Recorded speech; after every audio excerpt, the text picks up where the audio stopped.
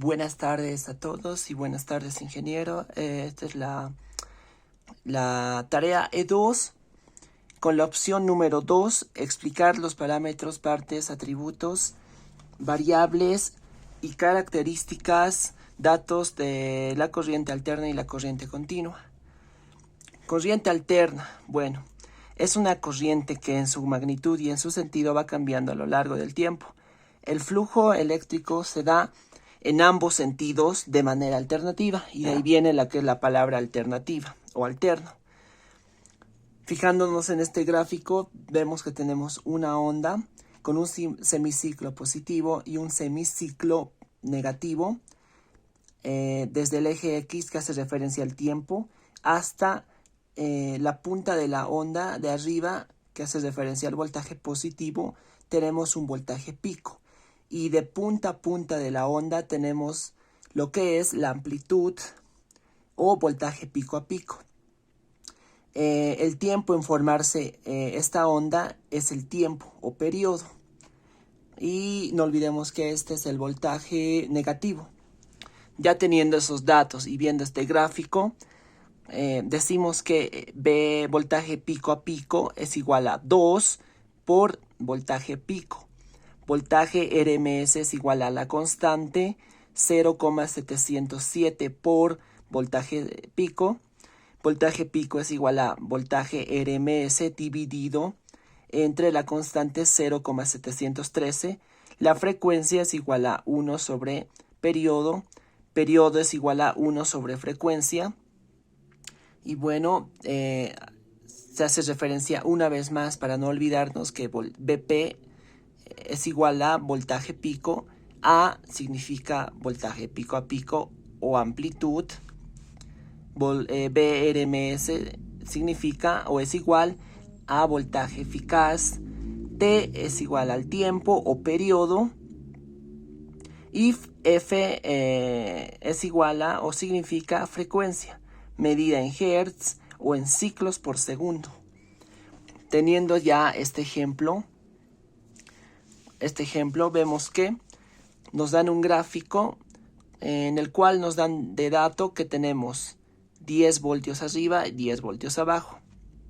Tenemos como voltaje pico desde el eje X hasta la punta de la onda 10 voltios. Entonces ese es nuestro voltaje pico. Y de punta a punta de la onda es lo que viene a ser la amplitud o el voltaje pico a pico. Si tengo arriba 10 voltios, abajo también voy a tener 10 voltios. Por lo tanto, estos 10 en la amplitud se multiplican por 2 y es lo que da aquí, 20 voltios. Y también nos dan otro dato que nos va a servir mucho para este ejemplo, que si observamos aquí tenemos 1, 2 y 3 ondas. 3 ondas que se están formando en un segundo. A ver. Ahora sí, centramos el gráfico. A ver, una vez más. Tenemos 1, 2 y 3 ondas que se están formando en un segundo. Ese dato también nos dan en el gráfico. Ahora bien, el voltaje pico es igual a 10 voltios. Voltaje pico a pico, 2 por el voltaje pico que es 10, 20 voltios. Y el voltaje RMS o el voltaje eficaz es igual a la constante 0,707 por 10, que es igual a 7,07 voltios. La frecuencia 3 Hz o 3 ciclos por segundo. ¿Por qué? Porque si tenemos aquí una onda, 2 ondas y 3 ondas en un tiempo de un segundo, nos está diciendo que en un segundo se están formando 3 ondas, que eso viene a ser también 3 ciclos por segundo, 3 ciclos en un segundo. Entonces, como dijimos, la frecuencia se mide o su unidad de medida son los hertz o también los ciclos por segundo. Entonces, si tenemos 3 ciclos en un segundo, eso también hace referencia a 3 hertz. Bueno, tenemos de dato 3 hertz. y abajo el periodo, que es igual a 1 sobre frecuencia, 1 dividido entre 3 Hz, que es la frecuencia de este ejemplo. Igual hacemos una división y tenemos que el periodo o el tiempo es igual a 0,3 segundos. Ahora vamos a hablar de la corriente continua. El voltaje siempre será el mismo, independientemente del tiempo. Por ejemplo, si tenemos 9 voltios positivos, durante el transcurso del tiempo siempre será constante o directo. En este gráfico se observa que la polaridad es fija. Y aquí está. Tenemos un eje positivo y un eje negativo. Y el voltaje, que hace referencia a la línea roja, tiene una forma de una línea recta. No como en el otro caso, que el voltaje hacía referencia a una onda que iba alternando su polaridad.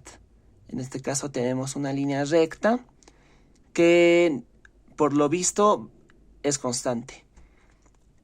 Bueno, la corriente continua se la representa como VCC o PDC en inglés, ¿no? Corriente directa.